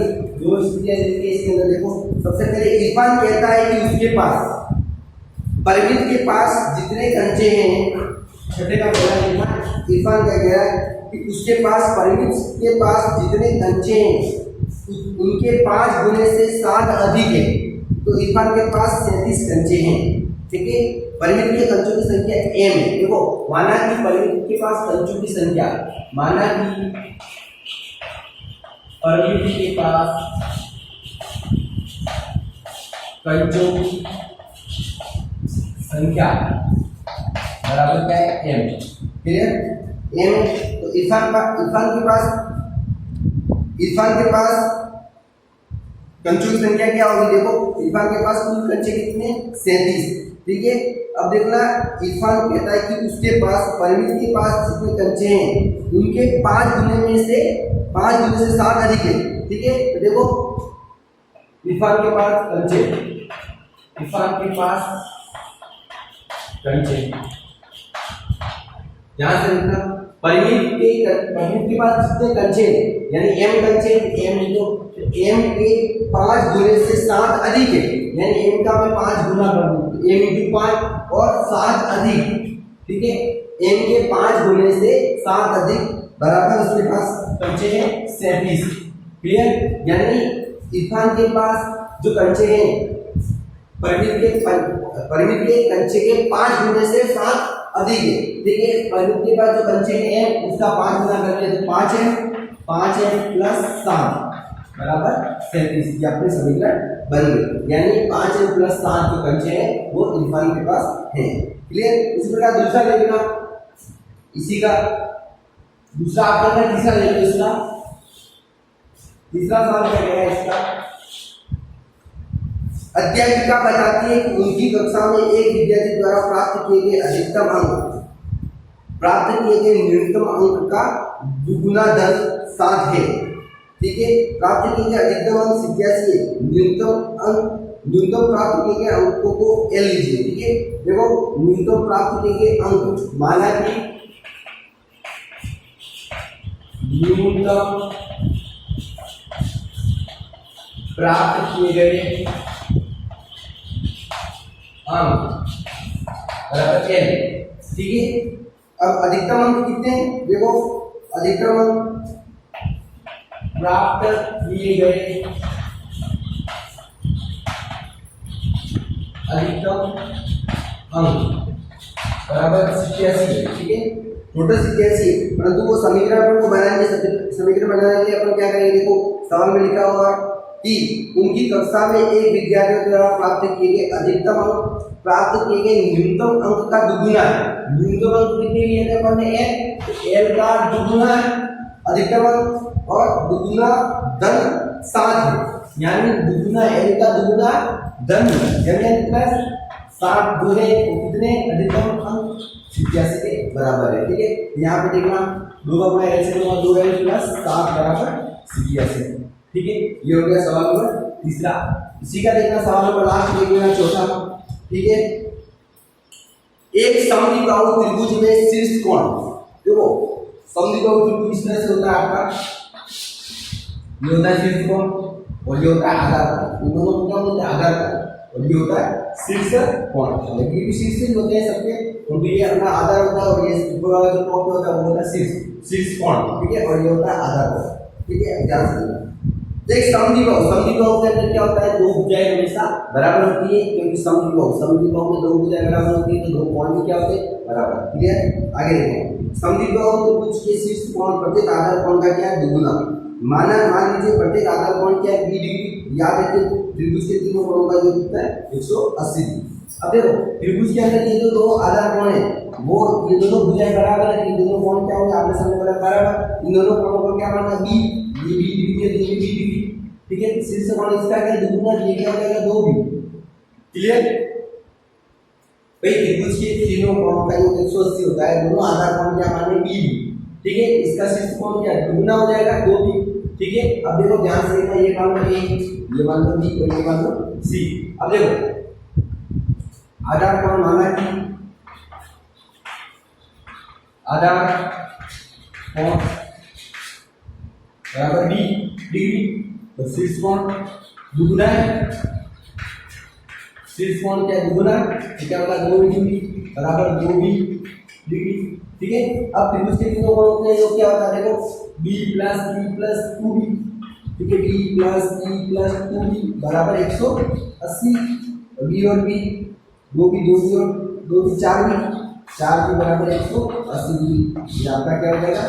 आंसर। ठीक है, इसी प्रकार तुम्हारी ये प्रश्नावली 4.1 यहीं पे खत्म होती है। इसके जो भी सवाल बाकी है वो आपको अपने घर पे हल करने हैं, और नहीं समझ में आए बॉक्स में भेजना।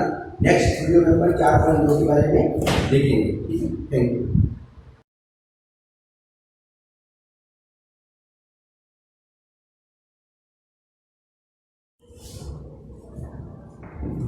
Good morning class. मैं लेसन 3 यानी कि दिल्ली के सुल्तान, अपन इनके बारे में चर्चा कर रहे थे, अपन पढ़ रहे थे। देखो कल वाले में अपन ने थोड़ा पढ़ा था कि भाई खिलजी और तुगलक शासकों ने सेना नायकों को भिन्न भिन्न आकार के इलाकों के सूबेदार के रूप में नियुक्त किया था। ये इलाके जो कहलाते थे वो क्या कहलाते थे?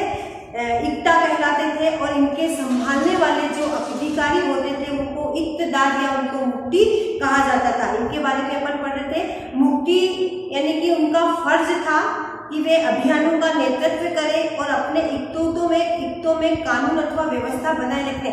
यानी कि अपना जो उनको क्षेत्र दिया हुआ है ना, उनको जो क्षेत्र उनको दिया है वो उनका ध्यान रखें, और अपने सैनिकों सेवाओं के बदले में वेतन के रूप में मुफ्ती अपने इलाकों से राजस्व वसूली किया करते थे। राजस्व वसूल यानी कि कर वसूलने का काम भी इन मुफ्तियों का था। ये क्या करते थे कि वो कर वसूल जो करते थे, उन करों के जो उनको आमदनी मिलती थी, उनको पैसा जो मिलता था, वो क्या करते थे? अपना स्वयं का खर्चा भी निकालते थे, और साथ में जो सेना को जो तनख्वाह देनी पड़ती थी वो भी क्या करते थे? वो इसी में से इस कर के माध्यम से ही देते थे। राजस्व के रूप में भरकम से भी अपने और अपने सैनिकों की तनख्वाह देते थे। मुफ्ती लोगों पर काबू रखने का भी सबसे अच्छा प्रभावी तरीका था इनके पास कि भाई लोगों को अपने प्रभाव में किस प्रकार से रखे। जैसे कि ना उनका पद वंश परंपरा पर न चले और उन्हें कोई भी इक्ता थोड़े समय के लिए ही मिले। यानी कि इक्ता जो मुफ्ती जो होते थे, यानी कि जो वो क्या करते थे कि उनको समय समय पर बदल देते थे। यानी कि इस पद के ऊपर केवल एक ही व्यक्ति नहीं रहता था। यूँ नहीं है कि जैसे एक व्यक्ति है इसके वंशानुगत चलेगा, इसके बाद में जो परंपरा आएगी, भाई पिता था तो पिता के बाद में उसका बेटा आएगा, उसके बेटे के बाद में उसका बेटा आएगा, ऐसे कोई भी प्रतिबंध नहीं था। यानी कि स्वतंत्र रूप से जो व्यक्ति योग्य व्यक्ति होता था, सुयोग्य व्यक्ति होता था, उसको क्या करते थे? इस पद के ऊपर रखते थे। ऐसा जरूरी नहीं था कि वंशानुगत हो। उसी प्रकार से देखिए आगे थोड़े समय के लिए रहते थे और बाद में उनका क्या करते? स्थानांतरण कर दिया जाता। यदि कि उनको अधिक योग्य व्यक्ति मिल जाता तो उसको हटा करके वो दूसरे व्यक्ति को चुन सकते थे। सुल्तान अलाउद्दीन खिलजी और मोहम्मद तुगलक के शासनकाल में नौकरी के इन कठोर नियमों का बड़ी सख्ती से पालन होता था। यानी कि उनके जो नियम थे, रूल्स थे शासन को चलाने के लिए, वो बहुत ही कठोर थे। उनको बड़ी सख्ती से उनका पालन किया जाता था। मुक्ति लोगों द्वारा एकत्रित किए गए राजस्व का रकम का हिसाब लेने के लिए राज्य द्वारा लेखा अधिकारी नियुक्त किए जाते। अब देखिए, ये मुक्ति जो होते थे, पूरे एकता को संभालने वाले जो मुक्ति जो होते थे, वो क्या करते थे, लोगों से कर लिया करते थे। अब उस कर का लेखा जोखा रखने के लिए कहीं पे हो सकता है वो कहीं पे ज्यादा कर लिया हो, कहीं से नहीं लिया हो, तो इन सभी चीजों का लेखा जोखा करने के लिए उनके ऊपर एक अधिकारी भी नियुक्त किया जाता था। यानी कि वो अधिकारी उनसे हर तरह की पूछताछ कर सकता था। अगर उसमें किसी भी प्रकार का घोटाला मिला या ऐसा हुआ तो वो उन मुफ्तियों को क्या किया जाता, वहां से हटा भी दे सकते थे। मुक्ति राज्य द्वारा निर्धारित कर ही वसूले और तय संख्या के अनुसार ही सैनिक रखे। अब मुक्ति क्या है, राज्य के द्वारा जितना तय किया हुआ कर है कि भाई एक व्यक्ति से इतना कर लेना है, उससे इतना कर लेना है, या फिर कितनी संख्या में सैनिकों को रखना है। सैनिकों की संख्या भी सीमित होती थी, तो उनको कितने सैनिक रखने हैं, उन्होंने कितने रखे हैं, इन सबका लेखा जोखा करने के लिए एक अधिकारी नियुक्त किया जाता था। उसी प्रकार से देखिए, जब दिल्ली के सुल्तान शहरों से दूर आंतरिक इलाकों को भी अपने अधिकार में ले आए तो उन्होंने भूमि के स्वामी सामंतों और जमींदारों को भी अपनी सत्ता के आगे झुकाने के लिए बाध्य कर दिया था। अब देखिए, जैसे कि सुल्तान जो है कि दिल्ली के अंदर है ना, अब इन्होंने क्या करा कि जैसे कि ये दिल्ली है, अब दिल्ली के जो ये पास वाला दिल्ली का क्षेत्र जो है जिसमें कि वो रह रहे थे, इसके पास वाला जो क्षेत्र है उसको भी क्या कर दिया, इन्होंने अपने क्षेत्र के अंदर मिला दिया। अब देखिए कि दूर दराज जहाँ पे, यानी कि दूर दराज उपमहाद्वीप के, यानी कि भारत के दिल्ली से दूर जो क्षेत्र है उसमें भी इन्होंने क्या करा, थोड़ा दूर वाले क्षेत्र जो इनके शासनकाल में नहीं है, ऐसे में ये क्या करेंगे कि थोड़े दूर वाले क्षेत्र में जाएंगे। अब देखो, ये शासन यहाँ कर रहे हैं, ये क्षेत्र दूर वाला है, फिर भी ये क्या करेंगे, इस क्षेत्र के अंदर जाएंगे। इस क्षेत्र में जाने के पश्चात देखिए अभियान करेंगे और उसे अपने क्षेत्र में मिला लेंगे। उन लोगों को परास्त करके ये क्या करेंगे, अपने क्षेत्र के अंदर मिला लेते हैं। उस क्षेत्र वाले में कोई राजा हो या सामंत रहते हो, उन्हें अब वे इन्होंने भू दखल कर दिए थे। यानी कि उस क्षेत्र के अंदर, इस क्षेत्र में कोई राजा भी हो सकता है, कोई भूस्वामी भी हो सकता है, सामंत भी हो सकता है, जमींदार भी हो सकता है, कोई व्यापारी भी हो सकता है, तो वो क्या करते हैं, उनको उस भूमि दखल कर देते, यानी कि उस जगह से उनको हटा देते हैं वहां से, ये तुम्हारा यहाँ पर अधिकार नहीं है। इस प्रकार से ये करते थे। अब राजस्व, यानी कि वो लोग क्या करते थे, वहां पर राजस्व यानी कि कर वसूली करते थे, तो उन कर वसूली करने वालों को वहां से उनको हटा देते थे और उनको ऐसे बोल दिया जाता था कि भाई तुम्हारा जो ये काम है ये अब हमारे व्यक्ति करेंगे। इस प्रकार से उनको कहा जाता था। देखिए, इसके अंदर ये जो भी जमींदारों को भी अपनी सत्ता के आगे झुकने के लिए बाध्य कर देते थे, यानी कि अपनी वर्चस्व रखते थे अपना। अलाउद्दीन खिलजी शासनकाल में भू राजस्व के निर्धारण और वसूली के कार्य को राज्य अपने नियंत्रण में ले आया।